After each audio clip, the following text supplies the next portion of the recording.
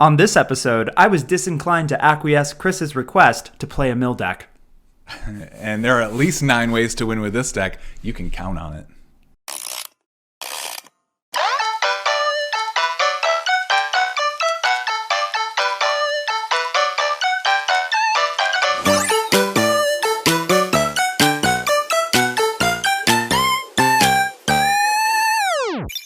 My name is Taylor. Hi, I'm Chris, and welcome to episode 12 1 and 2.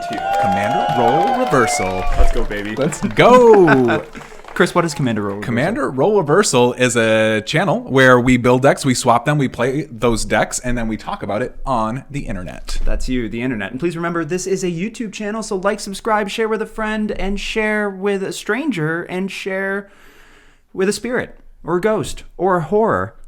Okay. Cleverly leaning into. We're getting ahead of ourselves. And we will include both deck lists, the horror deck list and the Nine-Fingers deck list, in the description below. I think I just told you what commanders we're talking about today, Taylor. Spoiler alert, Chris. I kind of don't really know who won last week. I think we each won one game. We each won one game, but I felt like losing because of the mean things I was doing to you. Oh, well, in that case, I'll go first. Yeah, let's go, Chris. All right, let's dive right in. Let's start with the happy news, and then we'll go all downhill from there. Oh, it's sad. It's Dimir. It's Mill. It is. I was also playing Dimir. I was playing Forest Dimir. Forest Dimir. What is that again? That is a Sultai commander. Salty. A salty commander. Salty. He wasn't so salty though. No. He was all about trying to just get some gates and cost life to target. Apparently, That's where the salt is. you're not targeting this commander very often. It's Nine-Fingers Keene, 1, a black, a green, and a blue for a legendary creature, human rogue with menace, or menace, as the kids say.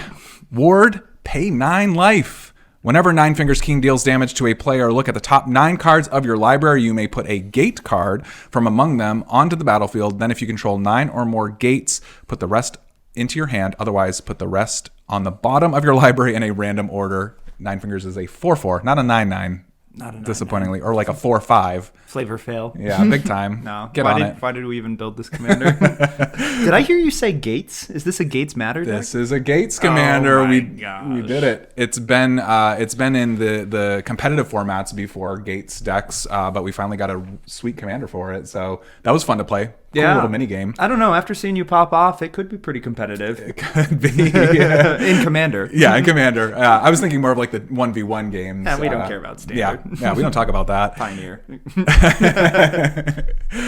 I'll just hop right in. This is a Gate commander. You want to play some gates? Here are some gates you could play in this deck. First off, we've got a brand new card from Commander Legends Baldur's Gate. Hey, surprise. With a card called Baldur's Gate, legendary land for a gate. It is tap, create a colorless mana, and then pay 2 and tap, add X mana of any one color where X is the number of other gates you control. So Baldur's Cabal Coffer Gate? It works just like that, yeah. Nice. Why do I have a feeling you love that? Oh my gosh, yeah. The black player in me was really enjoying this card, and just that, right out of the gate. Oh, come on. You're making what? Like at least 9 mana. No, you can make a lot of mana in this deck. I think you did have Cabal Coffers and Urborg in here too. Oh right? yeah, I gave you both. Oh my gosh. I'm too nice. Some of those, we'll get to gameplay, but I remember I was like, all right, let me make a bunch of mana and then we'll see. I don't even know how much mana I'm going to make this turn, and then let's jump in and cast some spells. Do the Cabal Coffers and then use all of that mana to do the 2 for Baldur's Gate. Yeah. Ridiculous. Make 5 more mana, yeah. The fixing. Mana positive. It was cool. Very cool. Baldur's Gate's a great include. I think, this is one of the cards that makes Gates viable in Commander, right? For sure. Like, this is a must include if you're going Gates in Commander. Yeah. And I'll be honest, I the Gate block, I think that was from like the Ravnica cycles. Yeah. That kind of predated my experience as a Commander player, so it's cool to see an older archetype get kind of reinvigorated. Yeah. Which is nice. Reinvigorated. Stop us now. Solid. As a gate. Another gate that we could talk about outside of Baldur's Gate is another brand new gate from Commander Legends Baldur's Gate. I wonder if we should have like tick marks how many times I say gate or we say gate in this episode going. You are making so much work for me. Yeah, it's a ton of editing. Yeah, no, scratch that. Bad doing it. idea. Okay, I'm doing it. Let's do it. For you. You. Yeah, not you. me. Not me. Definitely not. Let's get Gone Gate up here. Gone Gate is another land gate. Gates you control enter the battlefield untapped, first of all. So good. Tap and add a colorless mana. Tap, add 1 mana of any color that a gate you control could produce. So this card is balanced by the fact that it only creates colorless mana, so it can come in untapped, and it can only create mana that you could of a color that you could already create. Right. But the fact that it's a gate and you're putting it in your gates deck, I think this is pushed. Don't get me wrong, the Dark Alliance games, Baldur's Gate, my favorite games of all time, but Gone Gate is my favorite gate from the set.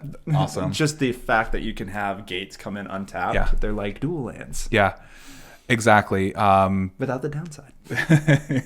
Yeah, that is true. Yeah, I mean, there are a couple of ways to do that, that are not attached to a gate, but you're running gates. So why wouldn't you just put Gone Gate in the deck? I think this is another one must include in a gates deck. We like the redundancy. Yeah. Especially in Commander. Yeah, for sure. 100 card singleton, you have to have ways to create that effect more than once. There were a lot of other gates. They definitely gave a lot of support in this new set. There were the ones that were kind of like the thriving lands from Jumpstart, where you pick a color as the gate comes in, and then it taps for both of those colors. So it's kind of like that fixing when you need it. Definitely printed a lot of new gates, but these two in particular, I think that you can't go wrong with these ones in the deck. Like they're powerful. Do you think you run all the gates in this deck? I think I put every single gate that could be in those colors in this deck. Yeah, I don't see why you wouldn't run them all. Yeah, which is surprisingly not a huge number. So getting to activate, we'll get to the gameplay experience, I'm sure, but activating the actual ability of Nine-Fingers Keene to keep all those cards in your hand is probably more difficult than you might anticipate, but it's still very satisfying. I would agree. Yeah, it's definitely an achievement unlocked if that's your. I would consider that a win. Like, I don't even care how the game goes. If you get to like draw 8 cards and put it get a land for it, get 9 cards in your hand. Ramp. Yeah. Speaking of ramp, I have a whole category of ramp cards that I wanted to talk about. Yeah, I'm breaking out of the tradition here a little bit, but I wanted to talk about cards such as Open the Gates, Circuitous Route, District Guide. That's the creature version. Yep. The card that I really wanted to highlight, though, that you had in this deck was Explore the Underdark. Brand new card, 4 and a green for a sorcery. Search your library for up to 2 basic land cards and or gate cards. Put them onto the battlefield, tap, then shuffle. That's the same effect as all of the other cards that I mentioned, getting the ability to tutor out gates. But when you cast Explore the Underdark, you take the initiative. Ooh, that's cool. And is that and or gates, so you could have up to 4 lands? Am I hearing that correctly? Or is it saying that you could choose 2 basic lands or gates? Exactly. So you could have 1 basic land, 1 gate, 2 gates. If you run out of gates, you can just get basic lands. But 4 lands and initiative? No, that would be too pushed. That's OP. That should have been rare. What were they doing?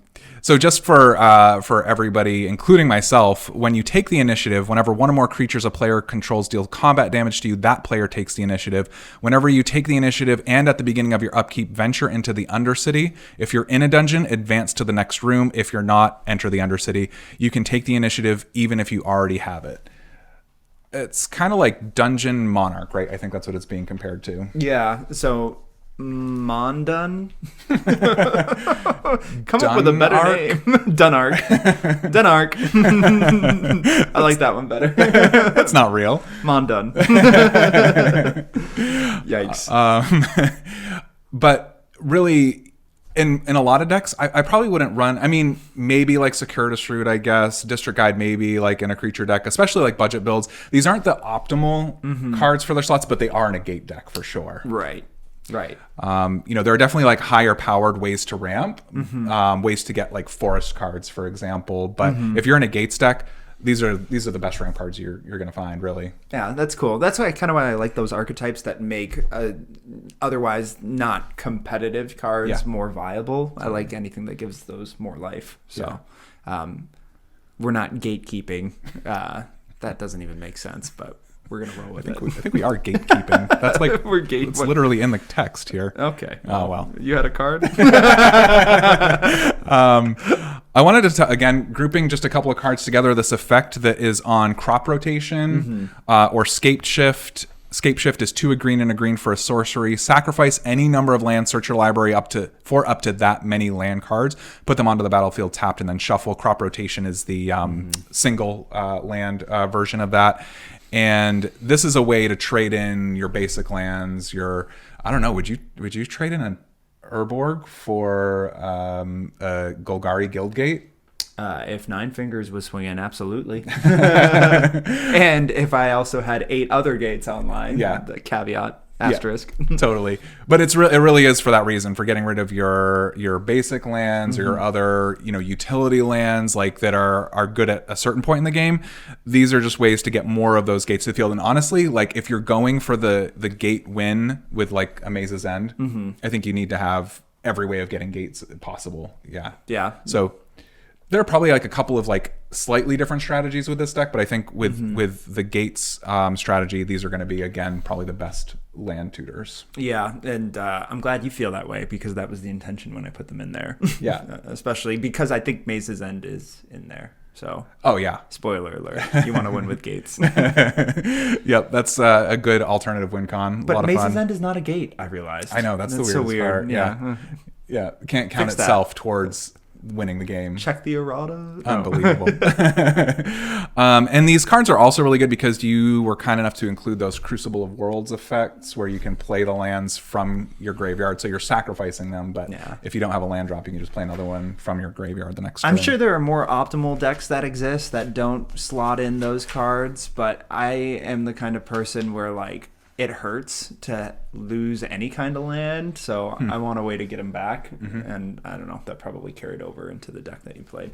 Yeah, but it worked. I mean, I was definitely playing lands from my graveyard during the game. So I think if you're sacrificing enough lands, those are great ways to get them back. And you want cards like Scape Shift in this deck, right? Because they're, like you said earlier, and like I'm sure we'll talk about a little bit more in depth, like there aren't enough gates. You can't run 37 gates. Yeah. Right? No, you can't. You can't. There just aren't that many. Press a card that makes every land a gate. Ooh. Do it. Snap. I don't know who's watching that can do that, but please. Hashtag gates on gates. Gates on gates. All right. Well, there was one more card. Gate. I'm sorry. Hashtag gate. We're adults. Yeah, we promise. Yeah. I'm not still a middle schooler at heart. I am. There was just one more card that I wanted to talk about in the highlights here. One of the downsides of gates, and I'm realizing as I'm looking at my outline, I should have proofread this, but it actually gave me the German language. So I'm gonna do my best. So it's Arkelos, and he's the Lagoon Mystic. I got you. There it is. Yep. 1 black, a green, and a blue for a turtle shaman. Maybe legendary creature. Whenever he is untapped, permanents enter the battlefield untapped. Whenever he's tapped, all permanents enter the battlefield tapped. What a fun effect. He's 2/4. Yep. Yeah, super good. Yeah. When he came out, this was actually last Commander Legends, wasn't it? Yeah. Coincidentally. Cleverly working in. The first set. The OG. Well, I was like, oh, this is like way off color. Why is this card Sultai? It's such a weird effect to be in Sultai, but then Nine Fingers come out. Yeah. What did they know that we didn't when they printed this card? I'm wondering. Yeah. I have to imagine that this set was already in development when that was printed. Probably. I've heard they work a couple of years. Wizards works like a couple of years in advance. But then that would mean that if that was... Oh, right. Yeah. Well, if they're a year apart, it's possible. Possible. Might be a little bit of overlap. Maybe a stretch. Yeah. Yeah. But I think Arkelos is really, really a cool card. Any way that you can get him tapped on, for your opponent's turns. I mean, maybe it's swinging at an open player, or maybe it's like putting him in a vehicle or something. Fun. It's just going to completely hose your opponents in Sultai, which is Arkelos in a dermataxi. That's messed up. Yikes. Yeah, Modern Horizons, baby. Let's go. Modern Horizons 2. I know. Baldur's Gate 2. Well, 1. Commander Legends. Oh my gosh. Okay. All right. Unbelievable. That's all. I'm going to pass it over to you. I've done enough talking for a moment. What cards? No. What commander? Am I running? Were you running this week? The one that you built, Chris. Oh, that's right. I remember now. It's a scary one. It gave me nightmares because it's not a nightmare. It's Captain Nagrothrod, which is 3 generic blue, black for a legendary creature, horror, pirate. Horrors you control have menace. Whenever a horror you control deals combat damage to a player, that player mills that many cards. Chris, you built a mill deck. Sure did. You sly person, you. At the beginning of your end step, choose target artifact, or creature card in an opponent's graveyard that was put there from their library this turn. Put it onto the battlefield under your control. 3/6 is what Captain is. So not only is he making players very sad because he's incentivizing them to be swung at, he's making them doubly sad when they lose all of the cards in their deck. And then triply sad. He's a triple threat. Wow, yeah, this guy's a menace. A menace, as they would say. No, this was a really fun deck. Fun, I say, to play. I don't know how much fun you had losing all of your things. It was cool to see. Oh, for sure. Oh my gosh. Powerful effect. Yeah, I mean, speaking of powerful effects, we'll just jump into the probably the all-star secret commander of this horror deck, Consuming Aberration. Okay. 3 generic blue-black, same casting cost actually, which were creature horror. Consuming Aberration's power and toughness are each equal to the number of cards in your opponent's graveyard, plural. And whenever you cast a spell, each opponent reveals cards from the top of their library until they reveal a land card, then put those cards into their graveyard. Consuming Aberration is a star. Mm-hmm. Wow. That card is wicked. Actually, though. Yeah. I mean, it's bad enough that, and when I say bad, it's good that it cares about all opponents' graveyards, but just the extra sentence at the end where I had completely forgotten about it until I started casting spells. Yeah. It's feeding itself, which I guess is a flavor win. But yeah. I think at one point I had 2 of these out somehow, which just got silly. They're like 56 Consuming Aberrations. 2 of them, and you're milling twice as many cards every spell cast. That was brutal. And then the captain is giving them menace, and if they connect, they're milling 56. Yeah, or just dying. I think. Do you scoop or do you? I don't know. You're probably dying to the combat damage before anything else happens. True. So at least it's quick. Painless. Do you have more than 1 blocker? No. Nope. Oh, well. Do you have time for another game? No? Another table? Okay. Yikes. No. Losing friends since 1993. Nice. As Richard Garfield intended. Very cool card. It was an all-star. There aren't more positive things I can say about it. Could you say that it was an all-star star? Zelix Zanity Flare is 2 generic and a blue for a legendary creature horror with a flavorful hive mind. It's just flavor words. Whenever a player mills 1 or more creature cards, you create a 1/1 black horror creature token with an activated ability of pay 1 and tap. Target player mills 3 cards. It also has choose a background. Zelix is a 2/3. So just continuing the mill train that you built on this. This was another engine piece, I would say, because even though it has kind of that balancing safety net built in of whenever a player mills 1 or more creature cards, you make 1. Yeah, you only make 1. Right. So, I mean, Consuming Aberration. Procking a mill trigger for all 3 of my opponents, no matter how many cards they mill. I'm only getting 3 of the 1/1s, if I understand that correctly. Yeah, that's how I read it too. Yeah. Still a beast. That adds up. When the deck is built in the way that this one was built, you're milling so many times that even though you're not getting a creature for every card milled, it accumulates very quickly. Yeah. You're not milling just once a turn. It's not just the combat damage generally. Yes, and what is awesome is the creature types are also horror for the tokens. So and they have menace if your commander is live. Yeah. So things are gonna get nasty pretty quick. That's horrible. It is. We had to make it at some point. That joke. But that was a really cool card. And another one that I think that was from this set. Was this in the pre-con? I don't... Oh, maybe...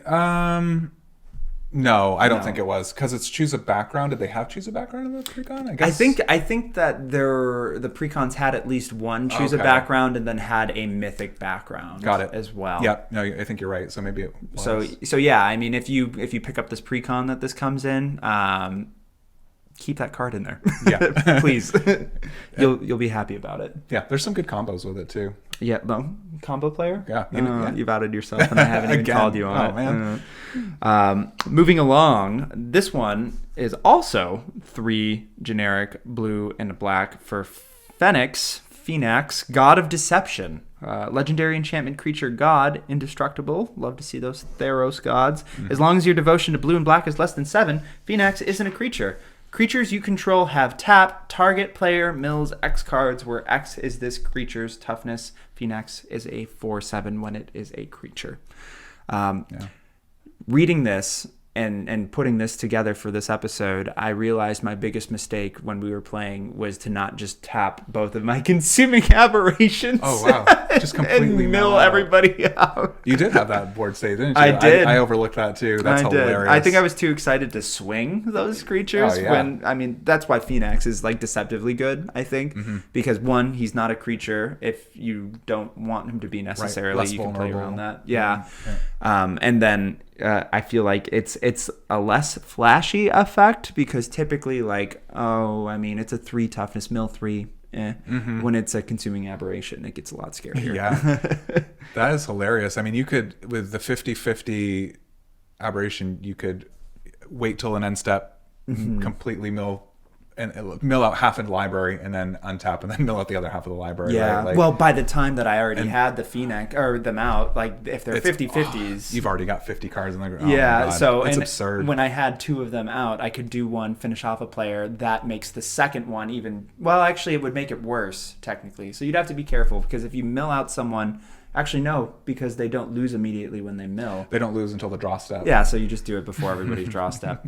We're getting ahead of ourselves, but. A little bit of strategy there for you, though. Yeah. Yeah. Good. It was fun. Synergy. Yeah. It's definitely a great include. I love that one. That is powerful. Yeah. That commander, I mean. Oh, yeah. Yeah. Powerful. It's like, yeah.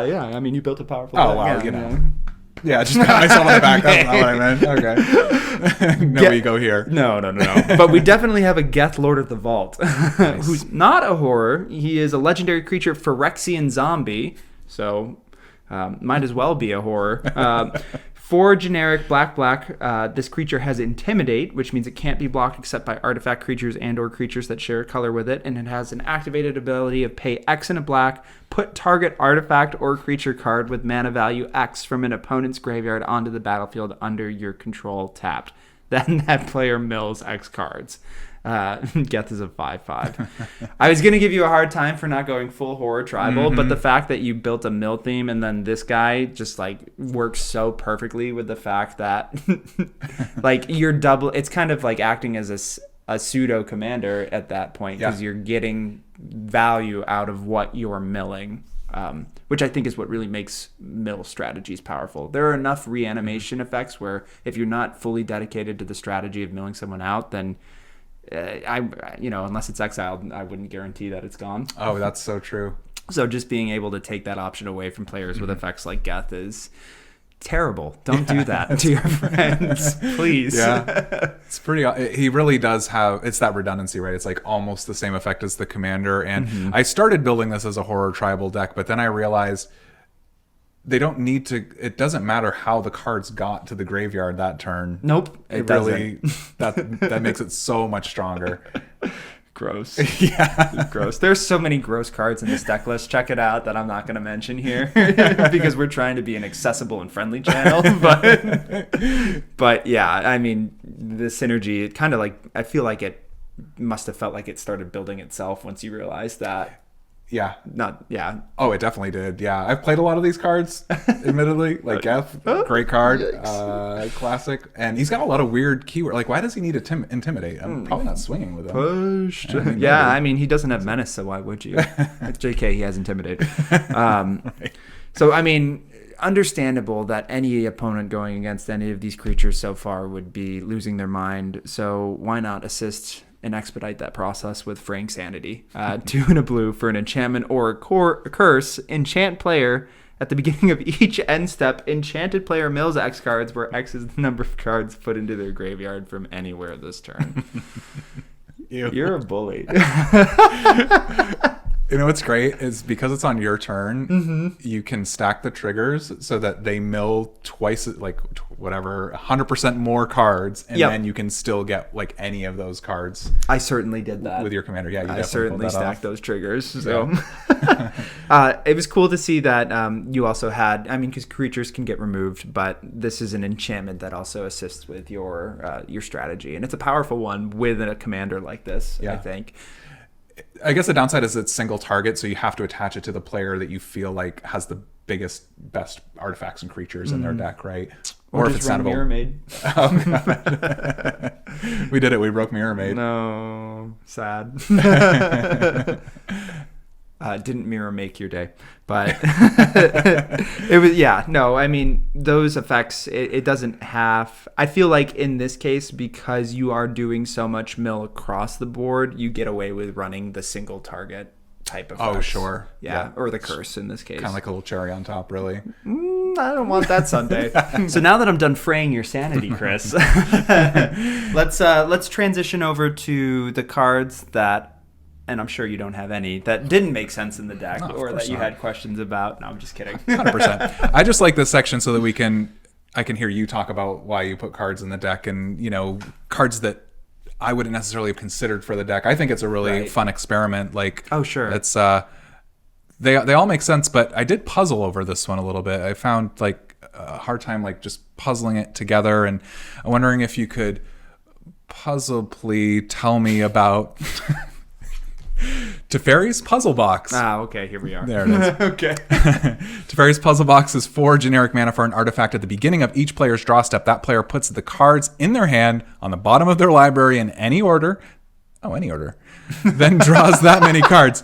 Oh, so this isn't a mean card. You can put them in any order. Yeah, you'll get through them eventually. See? You just got to keep it around long enough. It's like it's like a 30-turn clock. Don't worry about it. It's just like a slow scroll rack. Is what I'm saying. So I'm surprised you didn't piece that together. Puzzle pieces. No, in all seriousness, I get it. It's a pretty mean Staxy card. It's a lot of disruption. It is only in the deck, so you have more of an opportunity to see those gates because there's only 11 of them. Yeah. The faster that you can shuffle through the deck. Sure. And plus, if they're burning, if people, your opponents, are burning their removal for artifacts on something that is really only just to your benefit, so you can get gates, they're not blowing up something that's more critical too. That's fair. Yeah. So. And it is kind of a magnet because you've got a whole strategy in your hand, and then turns out people don't like when they can't play the cards that were in their hand. That does make a lot of sense though, because I think if you are going the gate win con, Maze's End, or just getting to 9 gates, being able to get through your deck to get to the gates or to the cards you can tutor for the gates is really smart. I wouldn't have considered this card, but I can definitely see. I mean, I know you love this card. This one brings me a little bit of pain, like a little bit of trauma. Yeah. No, but it's it works. Yeah, it definitely gets you through your deck. Yeah. So it looks like you had PTSD there. For yeah, sorry. Flashbacks. Like going cool. We're here. It's okay. This is a safe place. All right. I feel better. I'm evolving. I want to talk about Evolution Sage. There it is. Okay. 2 and a green for a creature elf druid. Whenever a land enters the battlefield under your control, proliferate, which means choose any number of permanents and or players and give each another counter of each kind already there. It's a 3/2. Mm-hmm. I love Evolution Sage. I think it's a really cool green card. Proliferate's awesome. Landfall. But what are we proliferating in this deck? Nothing. Oh, cool. Yeah, it's just a fun. And that's the end of the episode. Okay. That's a fair point. I get that it makes a lot more sense in a dedicated like Super Friends deck, for example, or something that is exclusively +1/+1 counters. This deck kind of had a few different win cons that it was going for. Maze End, I'm assuming, is kind of hard to pull off. reliably at least. Right. So why not take advantage of the Menace Ward 9 commander that you have? Okay. Excuse me. And there were a couple of cards like Hydra's Growth. Right. You had some equipment, Gavel of the Righteous, which gets those charge counters on it, so you can have double strike. Just incidental things like that to get value out of. And then in addition to that, you do have some Planeswalkers in there that are going to benefit from the Proliferate. And it's a gate deck, so you're going to be playing a lot of those cards that are triggering additional landfall. Yeah. For the Proliferate when you're like getting those gates into play. That's fair. Yeah, playing extra lands each turn. It's definitely a ramp deck. It's a land deck, so you're not missing a lot of these landfall triggers. Yeah, no, that's really cool. I didn't consider the equipments, but I think the ones that you mentioned definitely benefit from that too. So what do you think is the minimum number of cards that you can proliferate to include Evolution Sage in a deck? However many are in that deck. Okay, that's the minimum. Yeah, yeah. No, I'd say like 8. Yeah, 8 or 9. Sure. So it's a powerful card. Yeah. It definitely can be. Proliferate on a landfall trigger. And it could be a little bit of another like a Teferi's puzzle box situation where you may know that you only have like 8 pieces that are going to benefit from it. Your opponents don't necessarily know that. So if it's something that gets removed, it's not crucial to your strategy. It's just gravy, and it is going to get removed at some point. So. Yeah. Nice. Cool. Nice. Yeah. Good. What one, about man. mind games? That's half of it, right? Yeah. You've mind gates. It's terrible. And okay, with that, I will throw it back over to you, Taylor. Were there any cards in the deck that were questionable includes? 100. Okay. Why did we build this deck? That's a great question, Chris. No, I'll go easy on you. I did notice that there was a mill theme that seemed to be the crucial strategy for this commander, apart from just beating face with ugly squid-looking things. I think you did have one squid. That's besides the point. Nice. Thieving Skydiver seems to indicate to me that you also wanted to steal things, which is just unnecessary. But it's one in a blue for a creature Merfolk Rogue with Kicker X. X can't be 0. Kicker being you can pay an additional X as you cast the spell. It has flying, and when Thieving Skydiver enters the battlefield, if it was kicked, gain control of target artifact with mana value X or less. If that artifact is an equipment, attach it to Thieving Skydiver. It is a 2/1. Yeah, Thieving Skydiver is you're grinning so much. Yeah, I love this card. Imagine just stealing somebody's Soul Ring for 1 extra mana, so it's a 3 mana. That's what you get for playing a staple. It's my staple now. It's my Soul Ring. I've stolen a Steel Hellkite with this card. That doesn't deserve an achievement unlocked. I mean, so I did try to stick with, the other part of the captain is taking artifacts and creatures out of your opponent's graveyards, right? So I wanted to stick with that steel theme, but they paid good mana for those artifacts on the battlefield. So why should you?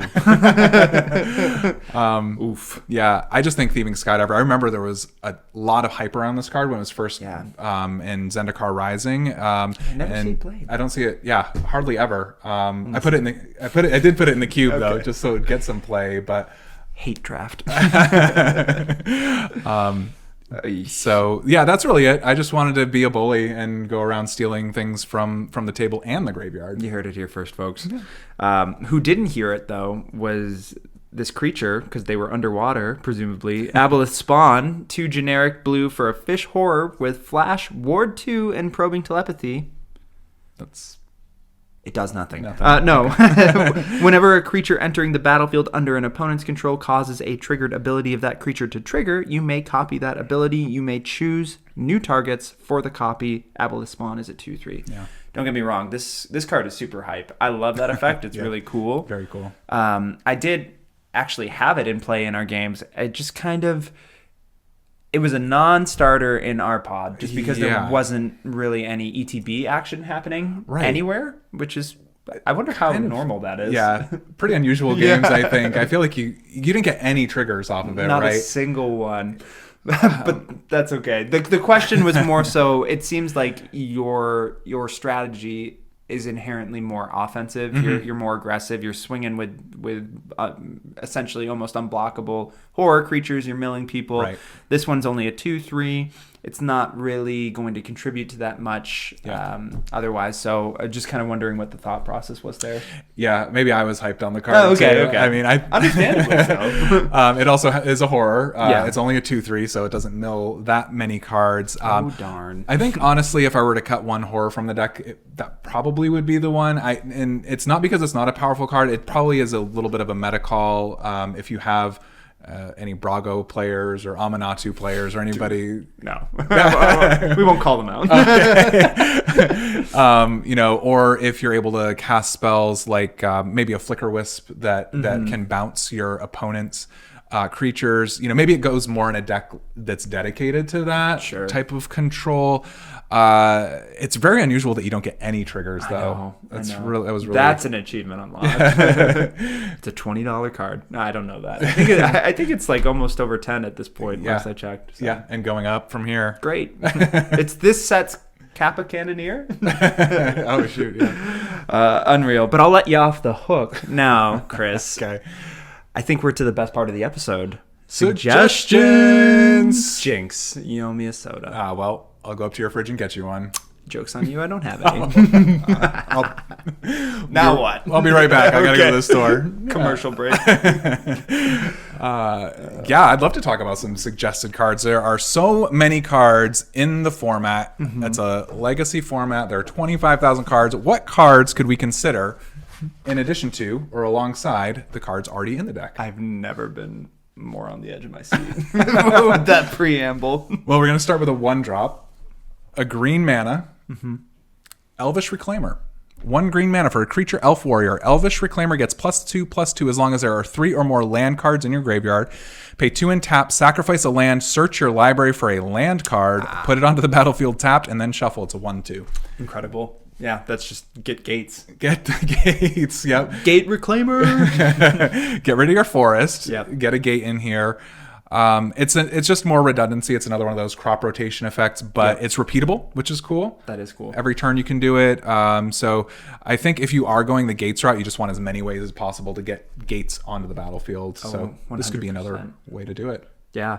And I mean, it's only a 1-drop too. Yeah. For the creature. Okay. Yeah. If only it was Urza Saga Tutorable. Not an artifact. Bummer. I wanted to. I kind of grouped a couple of these cards together to ways to tutor out lands, because again, we're going to be talking a lot about lands in this segment because that's one of the main win cons for Keene. Yeah. And I had to read this card twice to understand that with Tempt with Discovery for 3 and a green. It's a sorcery. Tempting offer. Search your library for a land card and put it onto the battlefield. Each opponent may search their library for a land card and put it onto the battlefield. For each opponent who searches a library this way, search your library for a land card and put it onto the battlefield. Then each player who searched a library this way shuffles. Even if I'm not the player casting that and I search for a land. Yeah. Yeah. Oh my gosh, that's incredible. It's any land. Yeah. 4 mana is a little bit much for 1 land, but depending on the power level of the group too, you might be able to convince 1 or 2 more players to search for lands. It scales with your political prowess. Most, I think, more competitive play groups. Probably not the best card, but I just was surprised that you could get any land with it. I guess I didn't realize that about this tempting offer. You get the Baldur's Gate. You get any other gate. Cabal Coffers, Urborg. True. Yeah. The list goes on. Yeah. Solid. All right. Here's another way to get some lands. Nylea's Intervention. X, a green and a green for a sorcery. Choose one. Search your library for up to X land cards. Reveal them. Put them into your hand. Then shuffle. Or Nylea's Intervention deals twice X damage to each creature with flying. I don't know if Nylea's Intervention is a great card for Commander, but I think for a lands matter deck, it's a great way to tutor those specific lands to your hand. So you weren't suggesting it for the flying damage? Well, I guess it's situational. You can only choose one. Fair. So unless you're getting beat down by the dragon deck, probably just get some lands. I don't need a hurricane. I'll take my gates. Thank you. Yeah. It's a great late game play if you already have any number of gates in play. It's a big mana deck, so you can search out a larger number of gates later in the game. Just get the rest of them to your hand. Especially with a critical mass of cards that allow you to play more than one land per turn, like that scales with that. Yes, I think exactly. Yep. If you have an Azusa in play, still seeking. Still lost. Someone help her. All right. Well, I wanted to also mention a couple of gates that you overlooked. Stop. Did I? Well, there is one here, actually two here, goes by the name Thespian Stage. Oh, get out of here. Thespian Stage is a land and it has tap, add colorless, or pay 2 and tap. Thespian Stage becomes a copy of target land, except it has this ability. There's also Vesuva, which is a land that you may have Vesuva enter the battlefield tapped as a copy of any land on the battlefield. So just a little bit more redundancy for your gate decks. You can copy your own gates, or you can copy whatever you want. Nice. I like that. Gates. Does it copy Bill Gates? Ben Gates of National Treasure fame? I'm going to steal the Declaration of Independence. The movie? Yeah. Oh, sweet. Yeah. I think that's Nick Cage. That's his character, Nick Cage, yeah. Ben Gates. I like Nick Cage in like most movies. I thought those were pretty fun. I really enjoyed the National Treasure movies. Yeah. He did too. He did an AMA not too long ago. Cool. That was pretty cool. He was like, that was a lot of fun. Yeah. Seems like pretty much confirmed that we'll never get National Treasure 3, but that's whatever. Should have been fine. a trilogy. I shouldn't have seen the second book. That was a cliffhanger. Oh my god. Well, anyway, I think, earlier you said that there are only a certain number of gates that you can play in total, right, in the deck. So this is just another way to make more gates to get to that 9 or 10 a little bit faster. All right. So we also mentioned a little bit earlier that Keene carries equipment really well. Ward 9 life rather. How do they carry it so well with a missing finger? In the other hand. Oh, okay, yeah. So I wanted to suggest a couple of equipment cards that you could consider. This one, again, for redundancy, Vorak Battlehorns.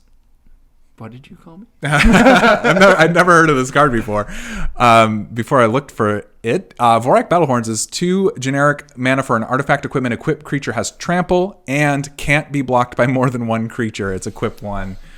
So, oh my gosh, it's like Alpha Authority, the equipment. It is, exactly. Oh yeah. My God. It's 1 mana more because you have to pay 1 to equip, but it sticks around on the battlefield if there's a board wipe. Yeah. But it makes Keene essentially unblockable for all intents and purposes. Oh yeah, forget about the trample. That's because you can only the trample that's flavor text. Yeah, here we go. Yeah, the pieces are coming together. Gross. Yeah, that's amazing. Yeah, I want that. Yeah, pretty fun card. It could also go in just a Voltron commander that doesn't have trample. Like, they can only block with one. They can only chump block with 1 creature. Yeah. Yikes. Oh my gosh. Good find. Yeah. Thank you. Yeah. This one's a little bit more synergistic and a budget card. Explorer Scope. Okay. 1 generic mana for an artifact equipment. Whenever equipped creature attacks, look at the top card of your library. If it's a land card, you may put it onto the battlefield tapped, equip 1. So I don't know. You don't really have. There were a couple of ways to look at the top card of your library. Now that I'm thinking of it, I hadn't considered that, but it's really just like Keene wants to be attacking. This is a 2 mana investment. Maybe you'll be able to get some gates or other lands, I guess, onto the battlefield. Yeah, it's incidental. It gets out before Keene does because it's only a 1 drop. It's Urza Saga tutorable. Nice. We did it. We like that. Yeah, I like that. I'd be surprised if that wasn't included in the pre-con. Oh, maybe. Deck lists, these were created before the full deck lists were spoiled, so I don't know if any of these cards will be in there, but if they aren't, consider them. Yeah, let us know in the comments. This episode's coming out in a couple weeks, so I'm sure they'll be spoiled at that point. Woo, spoilers. All right. Good suggestions, dude. Thank you. Yeah, that's all I had. I'd love to hear what kind of mean piratey things you want to play. I have no mean suggestions for you. I'm sorry. Well, yeah, okay. Understandable. Nope. We're just going to go for the value suggestions. Ooh, the value play. That's the only way I'll sleep at night. So what rhymes better with value than Strionic Resonator? That doesn't rhyme, but I see where you're going with it's a slant rhyme. You just need to really Slant. Yeah, I don't know what that is. I just probably had a stroke on camera. That's fine. Not a traditional rhyme, that's for sure. It's a limerick. No. Strionic Resonator is too generic for an artifact with pay 2 and tap to copy target triggered ability you control. You may choose new targets for the copy. A triggered ability uses the words when, whenever, or at is the reminder text. And as a reminder to myself, legendary creature, horror, pirate, horrors you control, menace. Whenever a horror you control deals combat. So you can double up the mill trigger from your commander, and then at the beginning of your end step, choose target.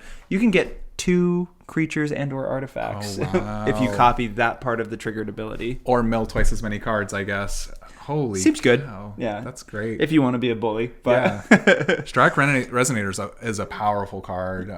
With a commander that has triggered abilities, go off. Yeah, I think... I mean, Strionic Resonator, I think, is a great card. I've been guilty of putting it in decks where it maybe doesn't necessarily have enough things to copy, but I think when you have a commander with an ability that worthwhile for copying, then it makes sense. Oh, for sure, yeah. Those are both powerful triggered abilities. It's only 2 mana to drop it. Casual Strionic turn 2, and then, turn 6 is a bad time for everybody.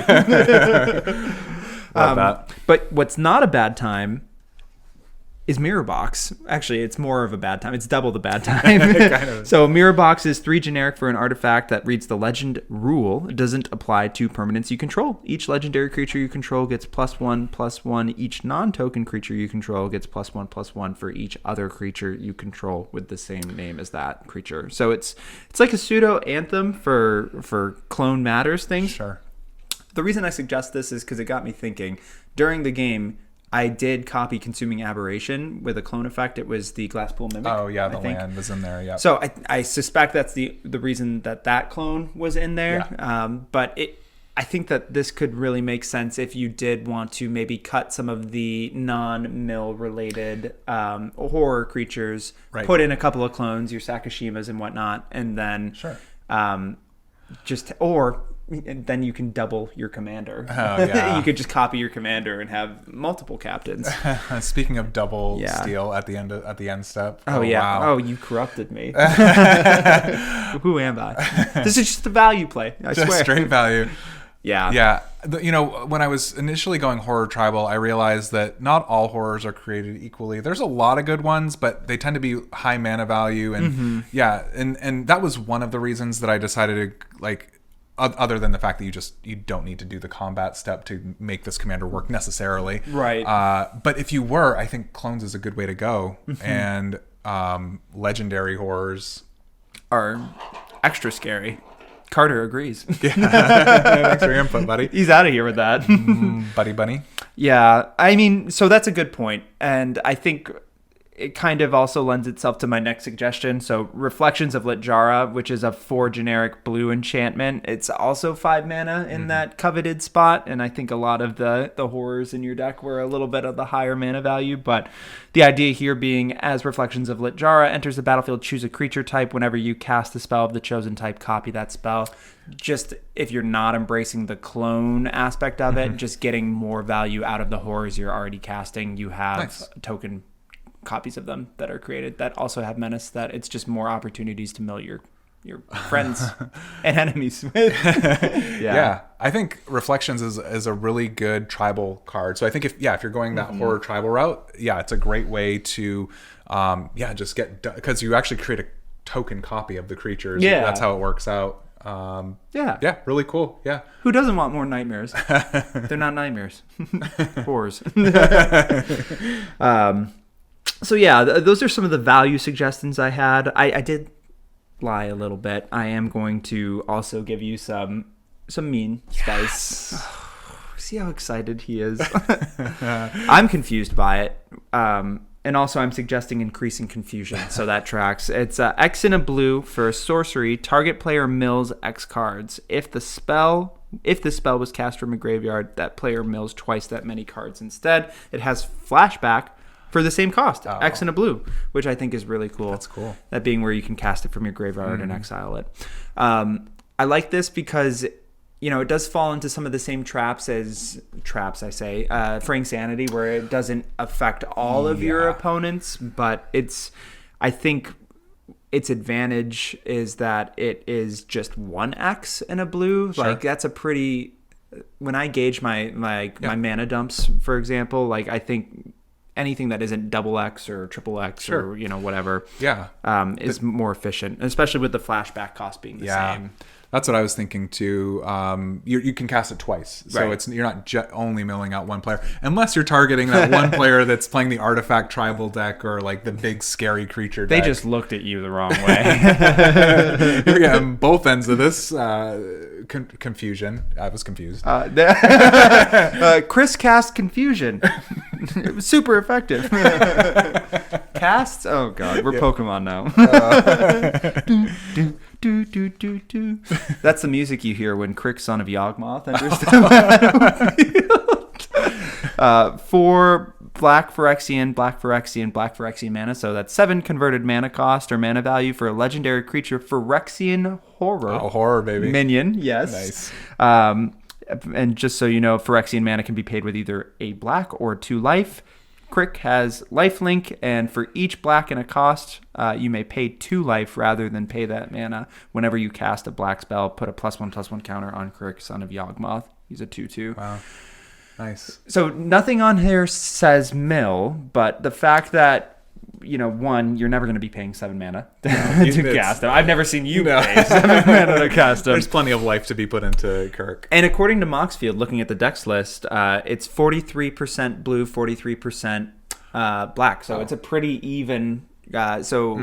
even mana split as far as cards that you're casting. So even those Dimir cards are still going to proc the +1/+1 counters for Son of Yawgmoth.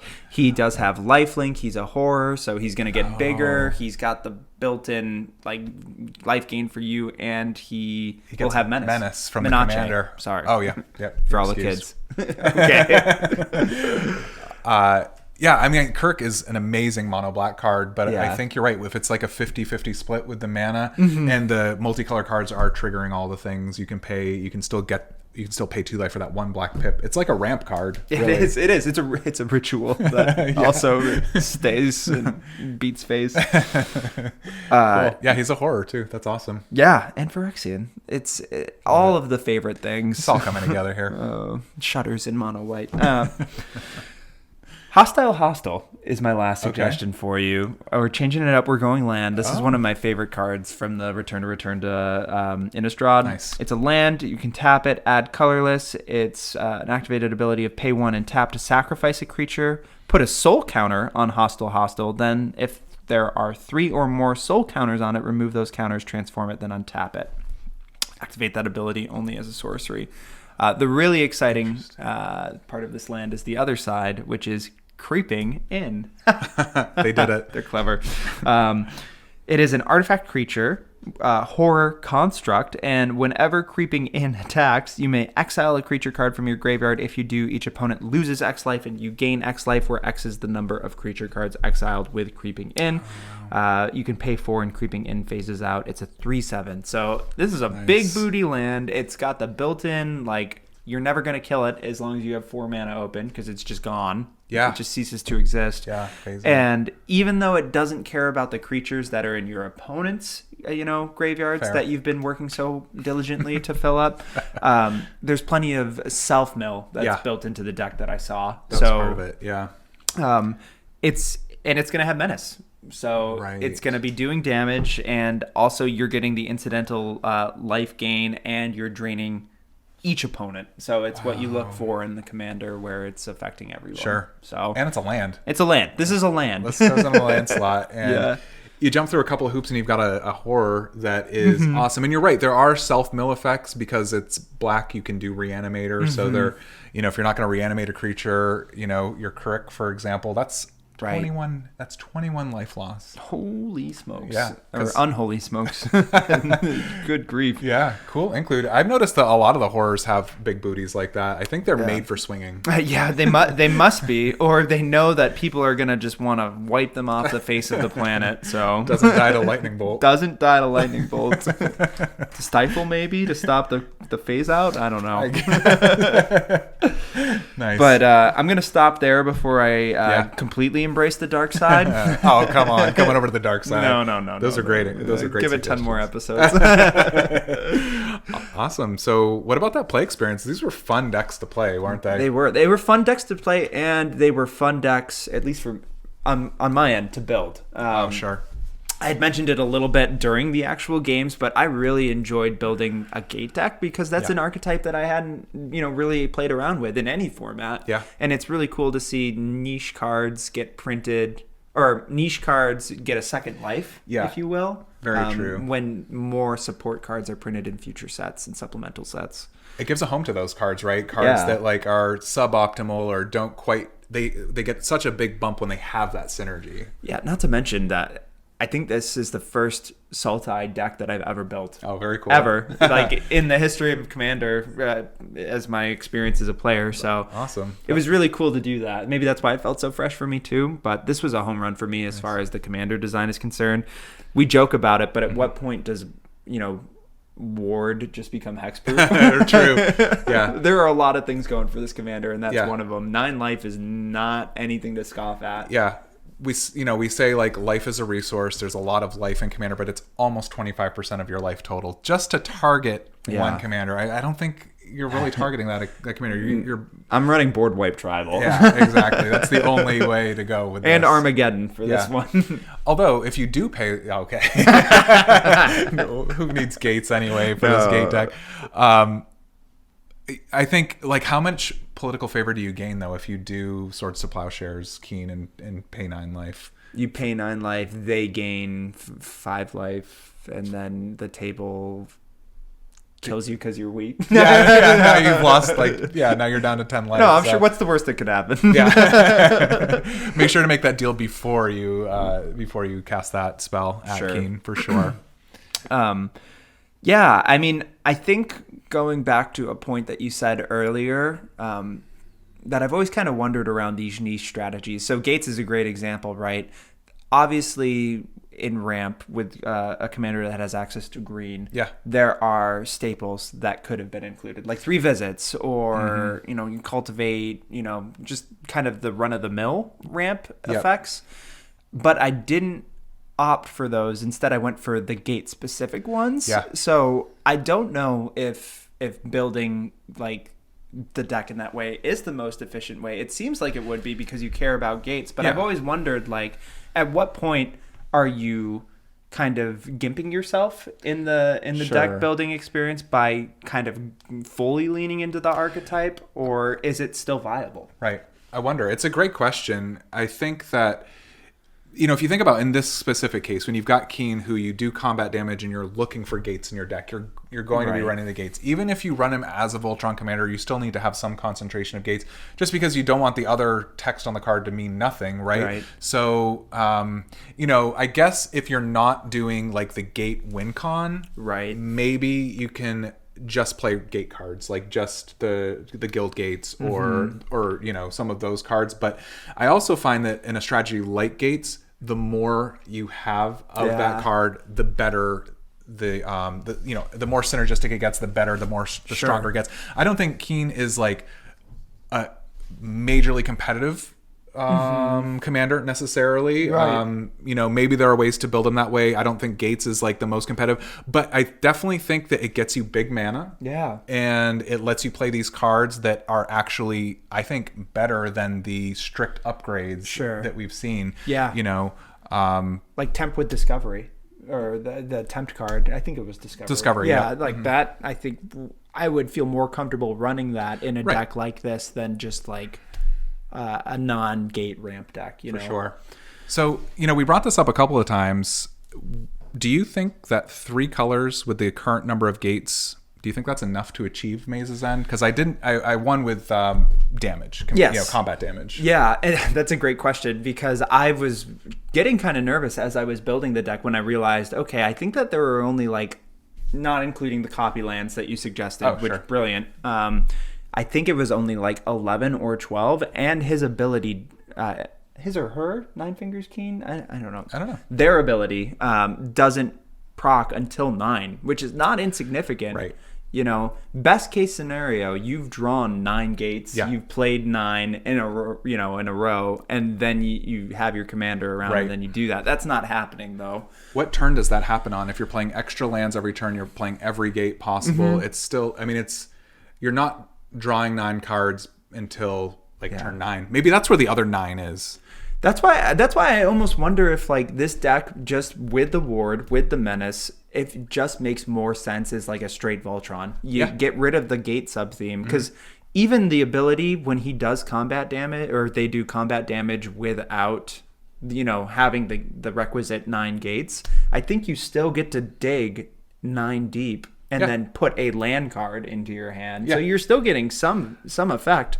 And if you're playing it as a full Voltron deck, it's going to get removed one way or the other. So it's kind of like helping pay for its eventual tax. Yeah. Oh, that's actually a great point. Like if you get 1 attack in, that's half the commander tax right there. Right. Yeah. That's fair. So I've personally enjoyed building it as decks, and it was really, or as gates, and it was really fun to watch you play. But I would like, this would be a one that I would want to revisit like a year from now and just kind of rebuild as not gates and see what happens. Yeah. That's cool. Unless they keep, printing gates. Maybe there's room for more gates. Yeah. I mean, they printed some really cool ones. You know, we talked about a couple of them that are actually strong gate cards, like boulders. Yeah. Gond Gate. Simic Guild Gate. It's Simic, so it's probably the most powerful one. Get out of here. Okay. There was one that you didn't mention that didn't actually come up in the games, which I was a little disappointed about, but I think it's kind of deceptively powerful in a deck that's built as a gate deck.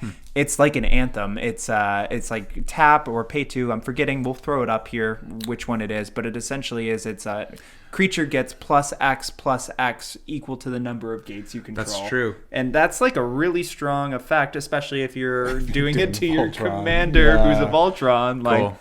Seems good. Yep. So that's bringing both of those strategies together. Yeah. I love that. The marrying them. But horrible for the opponents, which is a great, terrible segue into horror.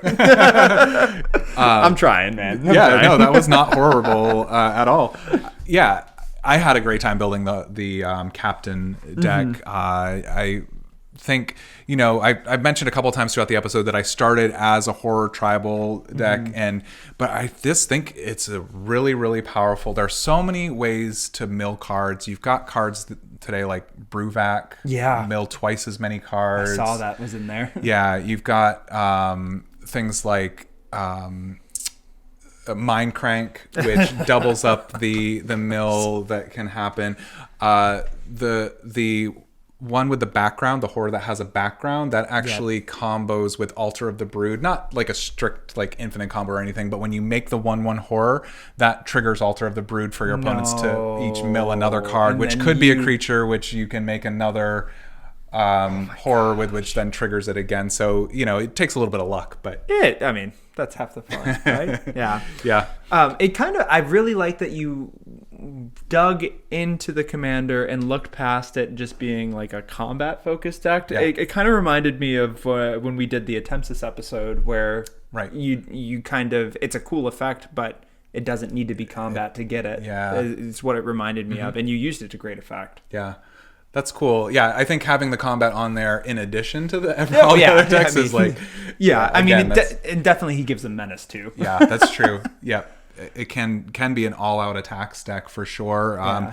You could put in Changelings, you could put in Maskwig Nexus too, right? Or Agents of Treachery. Oh, yeah. He had one in there. Oh, was that in there? Yeah. I guess that did. That's another way to steal from not the graveyard. It was okay. Even as I drew it, I was like, oh, I played it. Yeah. I stole things. What's really good about Agent of Treachery in that deck is it cares if you have 3 or more permanents that you don't that you don't own, and they don't have to be stolen by Agent of Treachery, and then you draw 3 cards. That makes more sense. Yeah. Like, other than it's more just the like, static effect. Yeah. I think I just see that and I'm like, why would you put that in here? It's not a horror tribal, like, rah, rah, Yeah. or it's not even a horror. It's not milling. But no, that makes sense. It's a draw. It's a draw card. engine. We did it. And a great reanimation target at that. We broke Agent of Treachery. Yeah. The only thing that's more horrible than Agent of Treachery is the fact that you didn't have a Karn Silver Golem in your deck, which is a 5 generic legendary artifact creature golem that reads whenever Karn Silver Golem blocks or becomes blocked, it gets -4/+4 until end of turn. You can pay 1 target non-creature artifact becomes an artifact creature with power and toughness each equal to its mana value until end of turn. Karn is a 4/4. You made it so far. Oh, were you were gonna let me get through the episode without saying anything. Honestly, kind of forgot. We did it. Yep, got me by surprise. Subverted expectations. That's what we do here on this channel. Well done, sir. Maybe we should talk about more commanders for next week. Yeah, because we're subverting your expectations further by not building a Baldur's Gate deck. That is true. We've actually got a fan requested deck on this upcoming episode, which was really, really cool. Mm-hmm. I just want to throw it out there. If you want us to build any decks, just put it in the YouTube comments. You can get us at Twitter at CMD Role Reversal. You can message us on Reddit. We're on different platforms, but yeah, just comment in the YouTube. We'll get in touch. We'll build decks. Yeah. This was so fun. Hurricane Hymen, I think is how it's pronounced. Yeah. Wanted us to collectively build a Kalia of the Vast deck that would not immediately get hated out of the table. Tough ask. Yeah. Tough ask. Kalia has a reputation that's warranted, I think. Yeah. And we decided to go with the budget build. So at least you can, when you sit down, you can say, hey, all of these cards are $2 and less. Nothing to see here. Mm-hmm. We're not going to be cheating mana and beating face with this deck. Nope. Spoilers, we probably are. Still are. Yeah. But in a less scary way. And I should go ahead and probably read the commander. Oh, yeah. Who is that again? Kalia of the Vast. 1, a red, a white, and a black for a legendary creature, human cleric with flying. Whenever Kalia of the Vast attacks an opponent, you may put an angel, demon, or dragon creature card from your hand onto the battlefield, tapped and attacking that opponent. It's a 2/2. Only a 2/2. Yeah, I know. That's not scary at all. What's scary about that? Get out of here. So, yeah, we went with the budget build. It turns out that there's a lot of big, scary beaters that are, a couple of dollars. So it's definitely viable to build this deck on a budget. Mm-hmm. And it even leaves room for some combos, too. Oh, fun. Which, me. He would know that. I definitely looked for them. Yeah. And this is a fun card to highlight. I want to talk about Liliana's Contract. Mm-hmm. 3, a black and a black for an enchantment. When Liliana's Contract enters the battlefield, you draw 4 cards and lose 4 life. At the beginning of your upkeep, if you control 4 or more demons with different names, you win the game. So it's an alternate win con. Fun. There aren't a ton of demons in the deck, so it helps when... there are demons in the deck, don't get me wrong, but it turns out that demons are... not as budget, I guess, or maybe there's just so many angels that were printed. Thanks, Grizzlebrand. Yeah, ruin it for the rest of us. Yeah. So I'm actually going to highlight another card here, Mirror Entity. Oh gosh. Yep. We've talked about it a few times. You know it. You love it. I love it. It's a budget card too. It's a 2 and a white for a creature shapeshifter with changeling. This card is every creature type, including demon. Mm-hmm. Pay X until the end of turn. Creatures you control have base power and toughness XX and gain all creature types, including demon. Oh, no. It's a 1/1.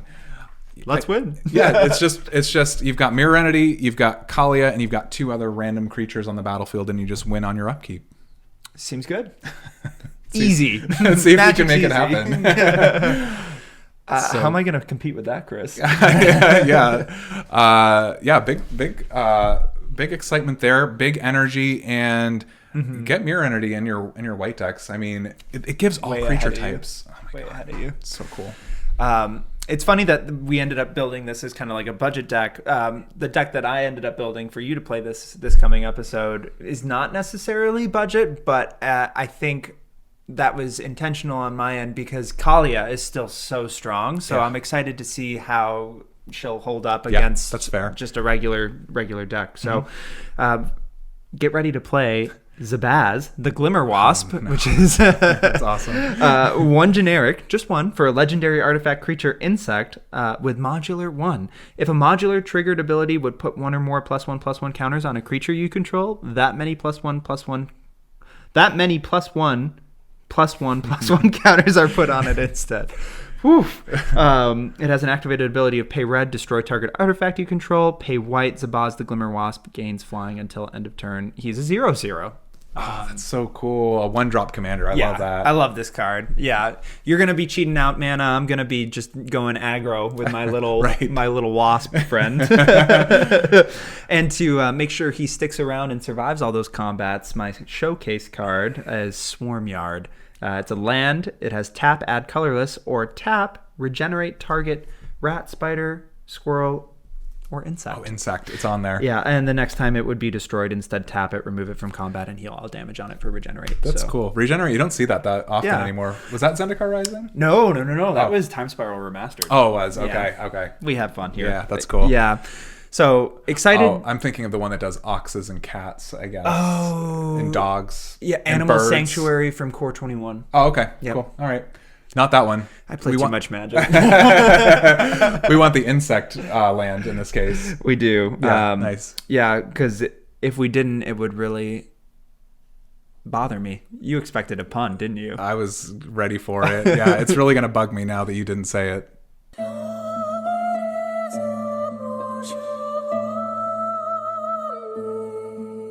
This isn't the place for that.